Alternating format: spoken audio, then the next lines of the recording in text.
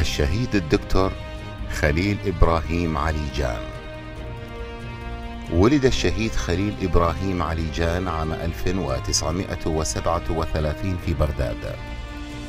أكمل دراسته الابتدائية والمتوسطة والإعدادية، ثم دخل كلية الطب وتخرج منها بتفوق.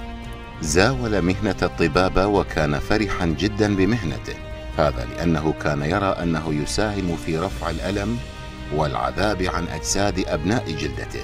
ولكن لم تدم فرحته هذه، فقد تم اعتقاله من قبل النظام البعثي السابق في عام 1983 بتهمة انتمائه إلى حزب سياسي.